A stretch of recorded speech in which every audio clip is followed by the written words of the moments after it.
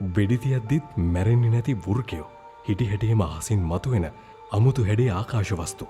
එක ලේ බිඳුවක්වත් නැතුව සිද්ධ වෙන අද්භූත ගව ඝාතන. මේ හැමදේම සිද්ධ වෙන්නේ ඇමරිකාවේ තියෙන ස්කින්වෝකර් රැන්ච් කියන භයානක ගොවිපලේ. අක්කර 512ක් පුරා පැතිරුණු මේ භූමිය දශක ගණනාවක ඉඳන් විද්‍යාඥයින්ට පවා විසඳන්න බැරි වුණු ප්‍රහේලිකාවන් ගොඩක් මතුවලා තියෙනවා. ස්වදේශික ජනප්‍රවාදවලට අනුව මෙහි ඕනෑම සතෙක්ගේ වේශයක් ගන්න පුළුවන් මායාකාරී ස්කින් වෝකර්ස්ලා ගැවසෙනවා කියලත් ප්‍රබල මතයක් තියෙනවා. මෑතකදී කරපු නවීන පර්යේෂණ වලින් හෙළි වුණා මෙහි භූගතව තියෙන අමුතු වස්තුවක් නිසා ඉලෙක්ට්‍රොනික උපකරණ පවා පිස්සු වට්ටන විකිරණ සහ චුම්බක බලයක් පිට වෙනවා කියලා. කෝටිපති ව්‍යාපාරිකයෝ මේ භූමිය මිලදීගෙන අවුරුදු ගණන් පර්යේෂණ කළත් අදටත් මේ ප්‍රශ්නවලට නිශ්චිත පිළිතුරක් හොයාගෙන නැහැ. ඔයා හිතන්නේ මේක පිටසක්වල ජීවීන්ගේ වැඩක්ද? නැත්නම් අපේ ලෝකෙම තියෙන අద్භූත බලවේගයක්ද? ඔයාගේ අදහස පහලින් කමෙන්ට් කරගෙන යන්න.